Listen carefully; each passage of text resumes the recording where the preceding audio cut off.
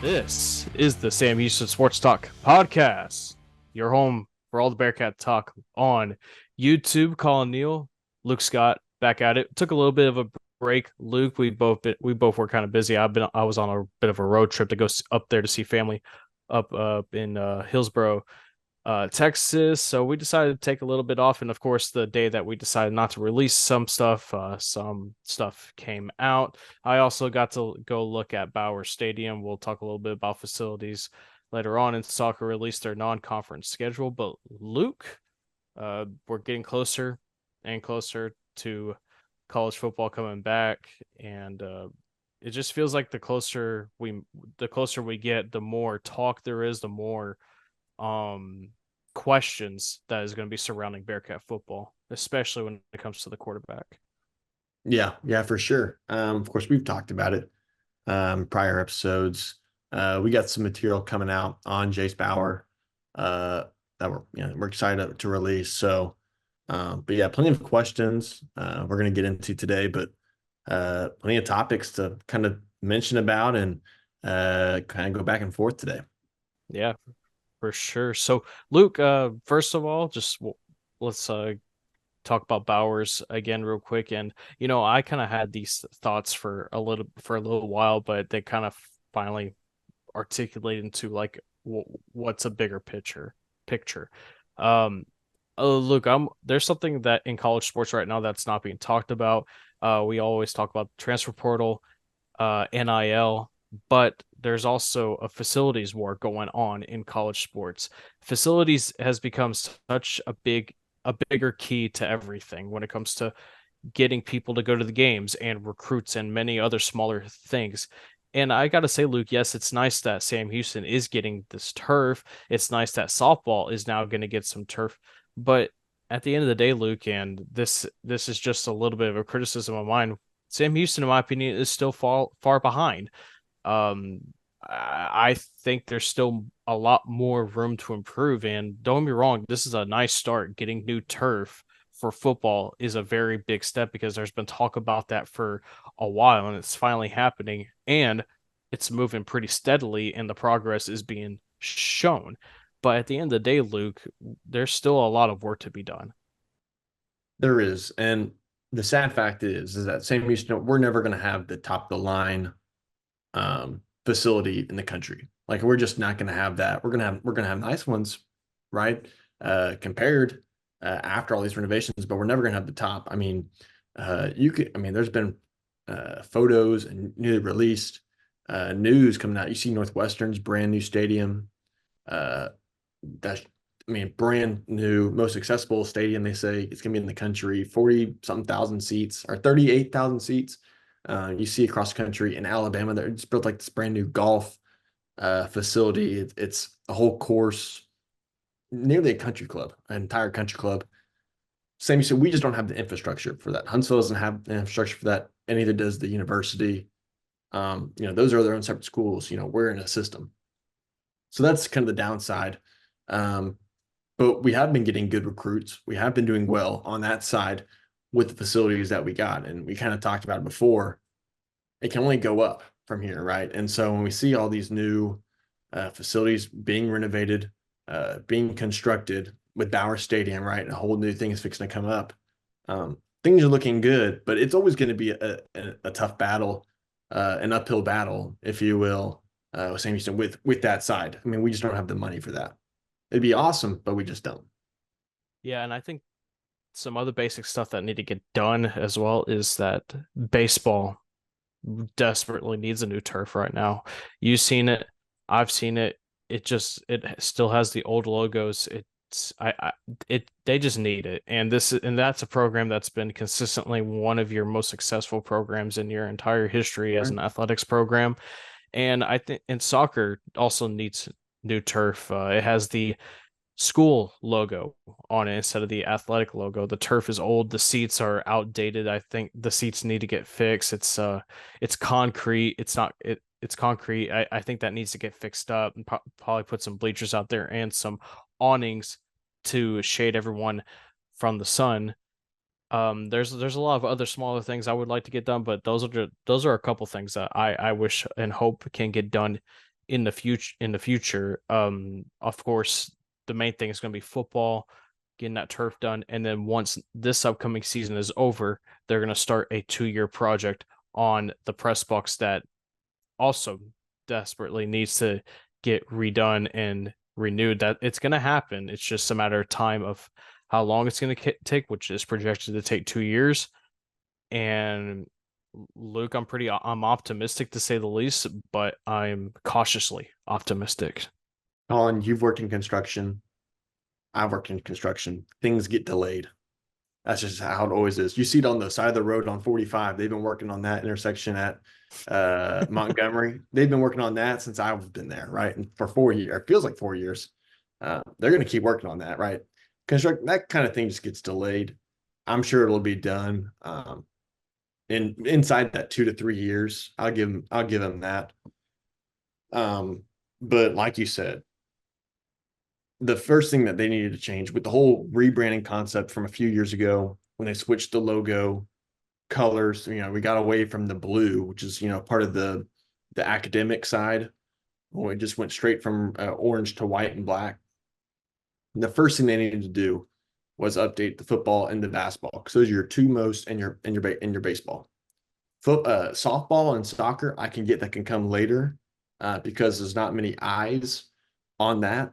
But when you have the old logo still stamped in the old font all around the field, in that case, for football at Bowers, but on the basketball they got it fixed really quickly. They did that well. The baseball though, and the softball, you still see the old logo. Everything is dated. For me, that's kind of why I think the rebrand kind of failed a little. I mean, it's I love the new logo. I love the new whole concept. I love the Sammy that we brought back the Sailor Sammy. This new alternative logo that we just came out with the head. I think it looks great. The SH looks great. We just didn't update it, and you see it when you're on websites. It still has the old logo. Google, right? You look up Sammy score on Google, still had the old logo. I think that's part of it. We're on the right direction. We're changing that. It's just a matter of getting it done, which I think should have been a lot quicker. But that's just me. I mean, if you want to rebrand, you got to rebrand. You can't halfway do it. I feel like we kind of did that, but I completely agree with the awnings at the court at the baseball and softball having awnings. I think they should come up with something on the where the grass is on the sides. If you put, I don't know about bleachers, but you could do like beach chairs with umbrellas out there, like a gazebo type deal with a bar or a grill out there, kind of like how it is with Bowers. I think that would be really, really cool. How much umbrellas and it look really nice. I feel like it'd be something different that we don't have right in college baseball. We could separate us from the pack of the different because Don Sanders is a great complex. I mean, that whole softball and baseball, it's a very beautiful spot up on that hill. But just to add something else, and yeah, the concourse, yeah, the shaded area, that'd be awesome. Yeah, and also I Pritchett Field it would make it less hot Is on does it? Who owns Pritchett? I believe it's Rex Sports that owns Pritchett. I mean, Rex Sports owned the Coliseum. I mean, owned is like a different term. I mean, there's another term out there I probably should use, but Yeah, it's not really think of it. And Athletics rented the Coliseum from Rex Sports, but Athletics, took more control of the Coliseum, but now it's like you still got one thing and for that you're still kind of like renting from Rec Sports, and that's Pritchett Field. Um, but you know, Pritchett's so cool though. It's so old, but it's very. I mean, it's historic in the Huntsville community. I mean, yeah, that's where the Huntsville football played for a long time, and Sam Houston football played for a long time. I mean, that's pretty neat. yeah, and it just needs a little bit of a makeover, in my opinion. I'm not saying get rid of like it all or whatever. It just needs a little bit of a makeover. Hmm, Completely Uh, agree. Yeah. Speaking of Bridget Field though, Sam Houston Soccer released their non-conference schedule this past week.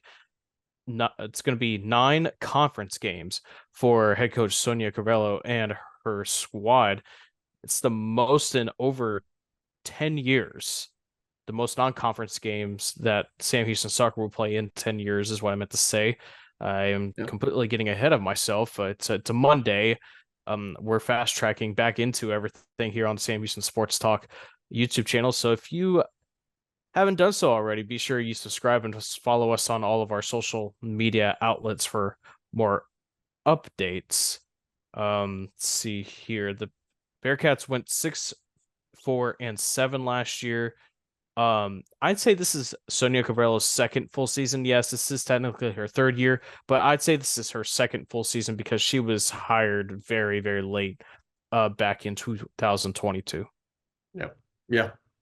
I really like the schedule, Colin. I don't know what you think. I like getting back with SFA here in the very beginning, in the non-conference. I like how deep the schedule is. Um, it'll be something to really watch out for. Bringing in a bunch of teams from Houston, Texas Southern, UIW, Texas A&M, Corpus Christi, I think too, is on that schedule. It's gonna be fun. It's gonna be a little fun ride there at Pritchett.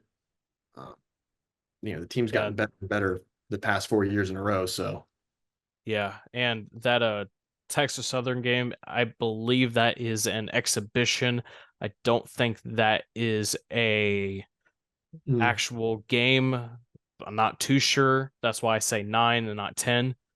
it's in Uh, Houston. It's not in Huntsville though. yeah, it's in Houston. So I don't know if that's for sure the season opener, but we'll find out. I- I'll find out. Actually, you know what? I'll find out like right here, like in a minute. But I'm pretty then sure you, that's kind of fluid though, isn't it? Those yeah, schedules. yeah, it's. I mean, it is what it is, really, at this point. But Bearcats then begin conference play against New Mexico State on Thursday, September 19th, and they go on the road. Pretty interesting road schedule. I kind of like this because it kind of makes it one little road trip. On Thursday, September 26th, they go to face off against Jacksonville State, which they're now going by Jack State apparently. Then they go to Kennesaw State a few days later. Then they go to Ruston. That's three straight road games in three different states. Hmm. But right after that, you do have three straight at home where you face off against Liberty, FIU, Middle Tennessee. Then you're at UTEP on October 27th, and you end your conference season at Western Kentucky on November 1st before the conference tournament, which the Bearcats got to win in the conference tournament last year. Just got outmatched in the semifinal, but Luke, expectations are making it to the championship game for the conference tournament. It seems like. You think so? Yeah, I mean, I would say just a winning season. a winning season. They Yeah. did not. They did not have a winning season this past season, so I agree with you on that. I mean, I think um no, I think you can get out there with a winning season and do well in the non-conference. I'll take whatever we can get really in the um, conference tournament, but Yeah. just to see improvement year in and year out again, maybe next year that would be the year to really pull forward because we still have a pretty young team. I mean, there's a lot of relatively young, right? Mhm. But of course, I mean, we're both pretty optimistic about the soccer team. I mean, we were this past year on our show, and they did great. They did much better. They've been doing much better since Sonia Cavallo got there. So you can't expect more. I mean, you can't expect them to do. Um, I don't know really what's the word. They've been doing better every year, and you'll take that. Yeah. We'll dive deep more into soccer's schedule and roster in a few weeks before the season kicks off. I am in the workings of trying to interview Sonia Carvelos, but we'll see what happens with that. Let's now shift back into football. And by the way, folks, if you do see cuts sometimes during these podcasts, it's just because sometimes our internet can play tricks on us. So don't mind those if you don't mind. But for football, Luke, to ship back towards them, Phil Steele released his Conference USA projections. And he's got Sam Houston in a surprising spot. He has Sam Houston projected to finish fifth with FIU at fourth, Jack State at third, Western Kentucky at second, and of course Liberty at first. And he calls the Bearcats, quote, a sneaky team. What do you think about that? Well, as a Sam Houston fan, I enjoy that. I really like that. Of course, And of Collin, course.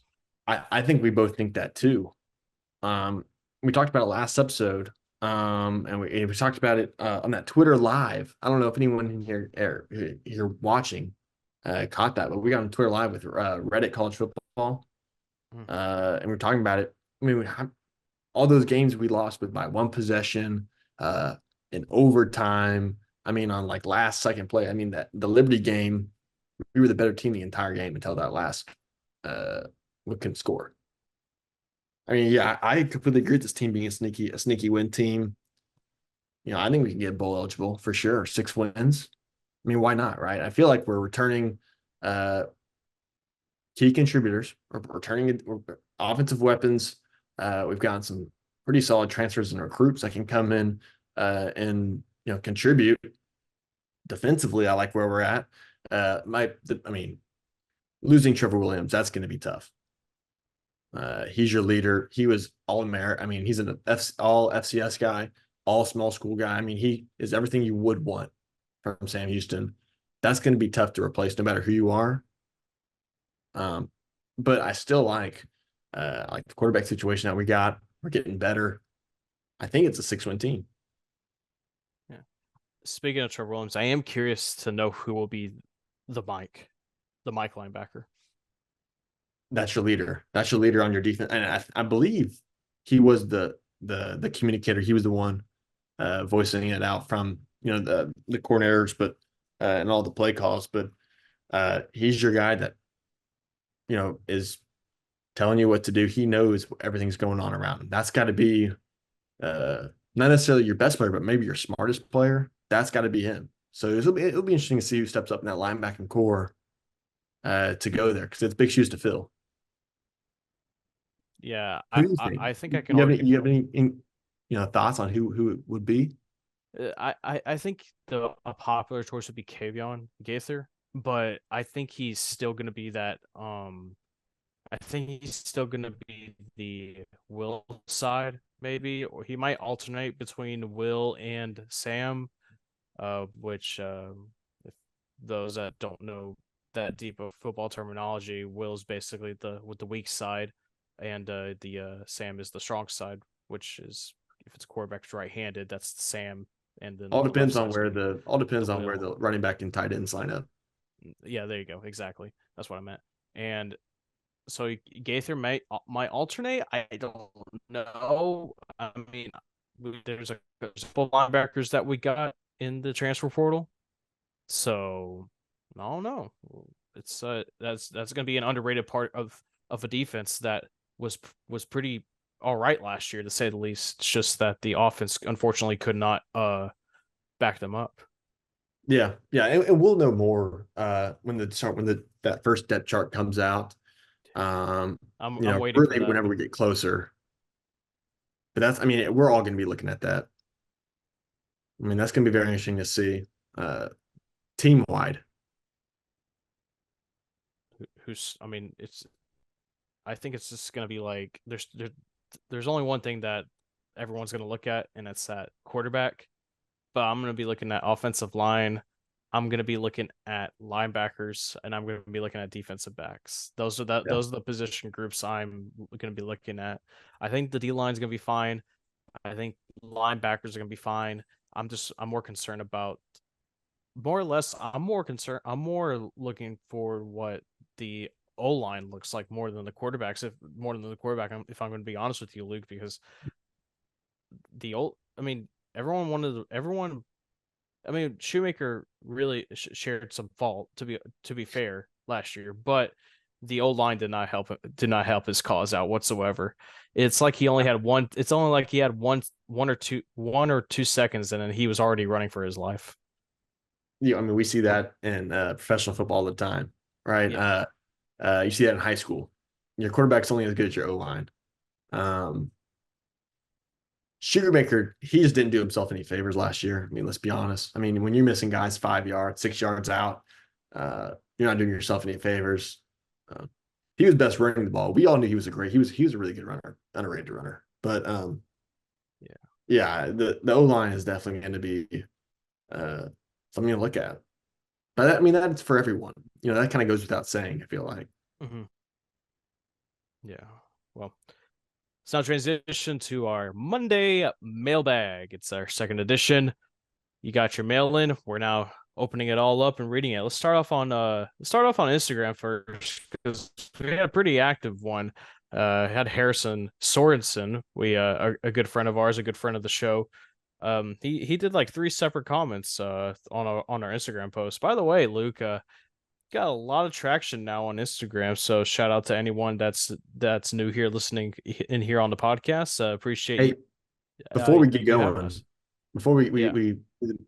Monday mailbag, click like, follow, share it on your story. Mm. Get it the word as much as possible because we want to grow and we want to be able to be the voice kind of the fans, but also information. I mean, we want to be an outlet that uh, alumni, students, prospecting students can go to and look at and see that we kind of know what's going on and we can inform a little bit and give our opinions. So yeah, always share it. Yeah. Absolutely. Absolutely. Harrison starts off this Monday mailbag. He first said this that he says that he has a bold prediction that the Bearcats will go to their first bowl game this year. I agree with that. Also, the Bearcats have participated in bowls before, technically speaking, but it was all the way back in the 50s. It's Well, back in if the Aggies can count their fake national championships, we can too, I guess, right? sure, we can do that. Uh he can he says that in this next one, he said this isn't Sam related, but what would y'all do to change college football today? Personally, and Harrison says this personally, I feel like the college football experience is being hijacked by TV deals to make it more like the NFL and is slowly becoming soulless and not the version of football we fell in love with. What would y'all do to stop this trend?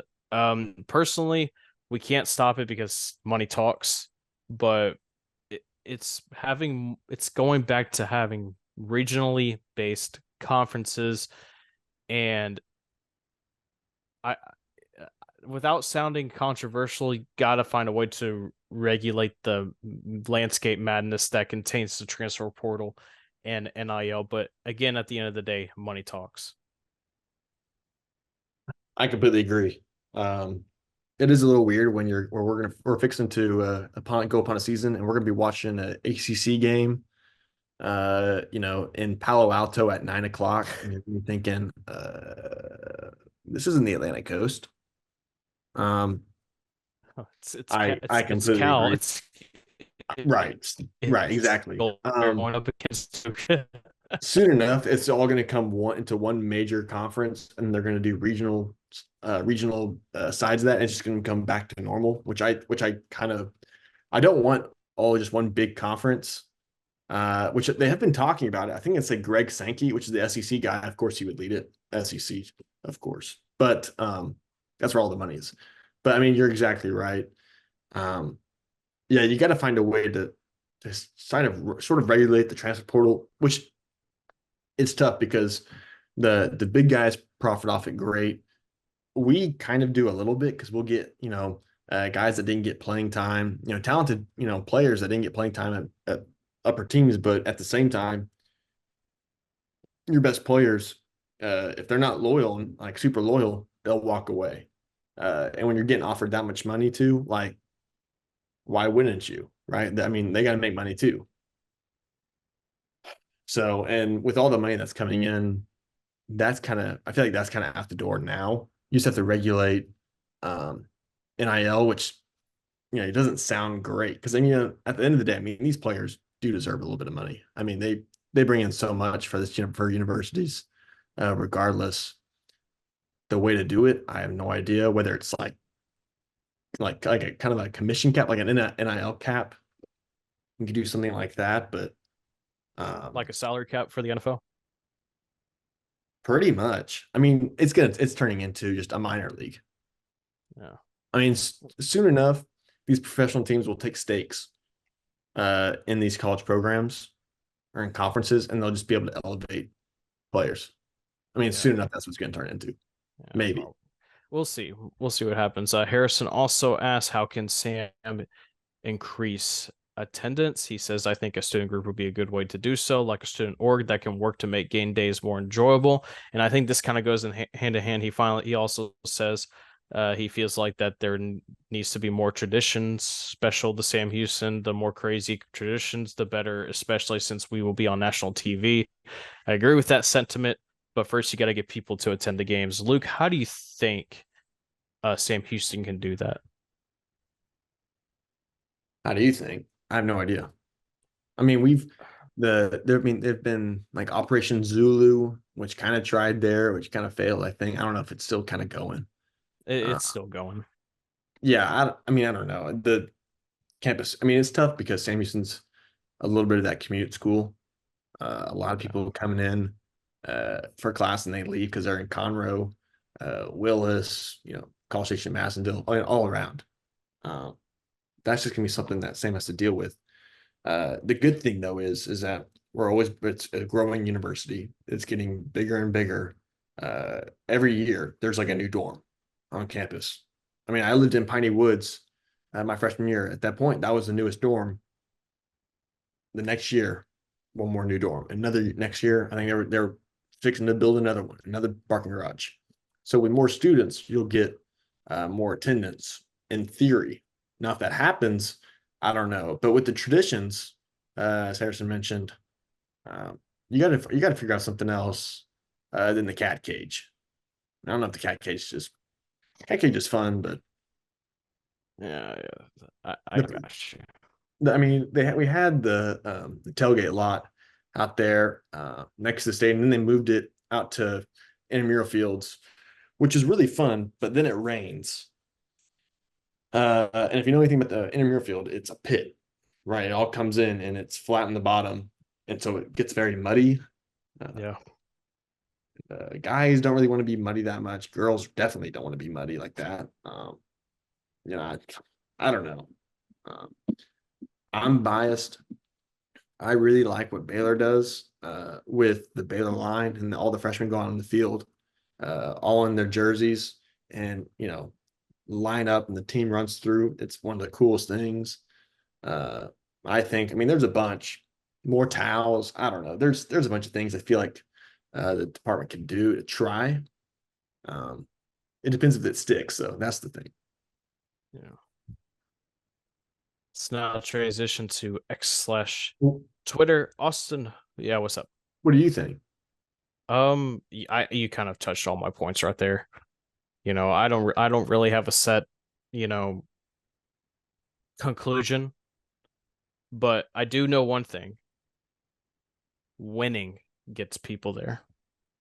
Yeah, you see There. that with basketball. So with basketball, especially later on. Hmm. And also, I think that there needs to be. I'm going to be intentionally vague on this because I kind of want to save this topic for another day. But I feel like there needs to be more buying in into the athletics when it comes to the school itself. Promotion. I think there needs to be more buying in, like because if you don't buy in, then the students won't buy in. You know what I'm saying? Well, you know what? The volleyball team shouldn't have to be out there with the chalk on the sidewalks on campus saying Yeah, come to our game. They shouldn't have to do that. yeah. But Glad we'll they did, talk. but they shouldn't have to. Yeah, we'll talk more about that at a later date because I feel like that's its own separate thing. That's a whole another can of worms I don't feel like opening up today. But let's go ahead and transition to Twitter to continue this edition of Monday Mailbag. Austin Farmer, um, excuse me, um, tweets at us, who's an incoming player when it comes to football y'all are most excited for, and do y'all think stadium renovations will bring in more fans? And he says these are questions coming from a guy who barely keeps up with football. I keep saying Jason Bauer, and I will say I am pretty excited about Jay the running back from from the from the Memphis. Memphis Titan. Yeah, Jay Ducker, I believe his. I'm saying that last correctly.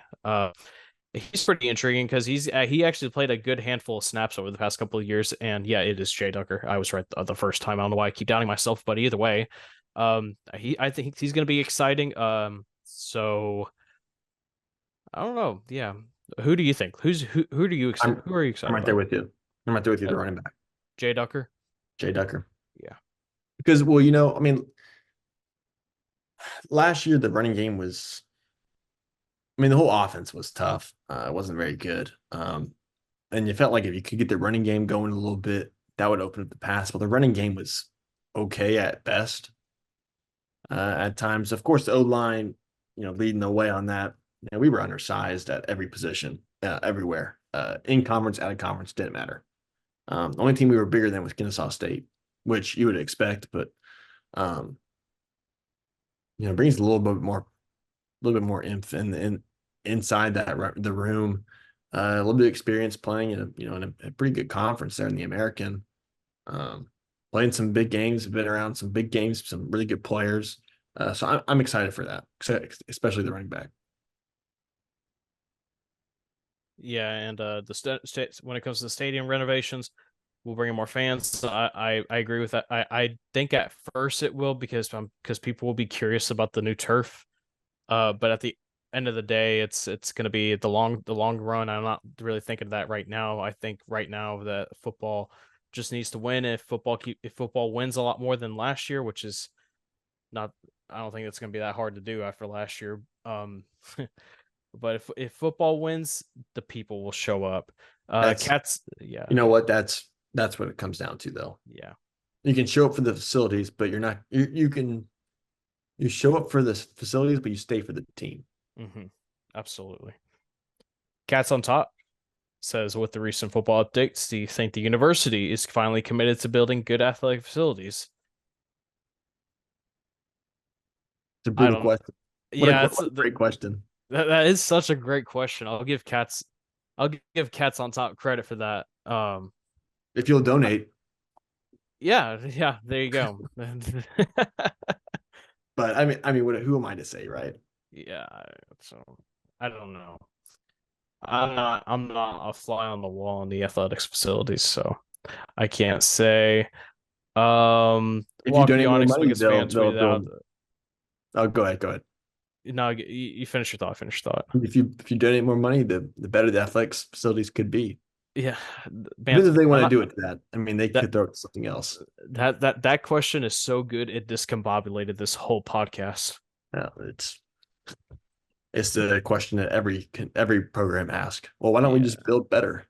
Well, yeah, it's not in the budget, dude. Great question though. I asked it the is. same. It is a great question. Walker Yonic's biggest fan asked us if we will have more sports like the other Conference USA schools have, which it was immediately answered pretty quickly by other people. That is, beach volleyball will be something that's getting added in the spring of 2025. Um, Details on the roster and the coaching staff will be announced at a later date. Yes, If you could add any sport at Sam Houston, what would it be? men's soccer, In soccer. without a doubt. Yeah, I would say you could find a way to elevate the rugby team right now with how good they are. Yes, that as well. Yes. Men's soccer. I used to play tennis, so I'd say men's tennis too. But ice hockey. Yeah, Same maybe. ice hockey would be sick. Yeah. I don't know where Hey, that would be. I mean, Huntsville, ice hockey. I mean, maybe, Maybe not. Well, I just saw. maybe not, maybe not. I think it was one of the HBCUs. I think it was in Tennessee. I got the wrong I, completely wrong, I, but they just added ice hockey. yeah, I wouldn't know. So Just saying it'd be cool. it would be. Or water polo. Ooh, water polo would be fun. It's hard. I'll say that. It's Water hard polo is really sport. fun to watch in the Olympics.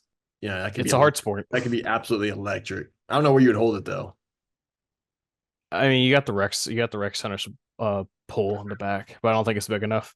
Yeah, I mean, I don't know. But yeah, that'll wrap up the Monday mailbag, and that'll wrap up this episode of the Sam Houston Sports Talk podcast. Once again, Collin, Neill, Luke, Scott. Be sure you follow us on all of our social media outlets. You can find us. You can find me, Collin, Neill, at @Neill_22. Luke, where can they find you at? Or at Luke_Scott03, Instagram and X, Twitter. Yeah. And of course, follow Sam Houston Sports Talk and subscribe if you haven't yet, and like this video / podcast. Once again, this is Sam Houston Sports Talk podcast, your home for all the Bearcat talk. We'll see you next time on the next episode. Episode 4 will come out. Don't know when it will come out. We'll see what happens. But got some more stuff in the works, so keep an eye out for that. Luke, see you around. See you, Doug.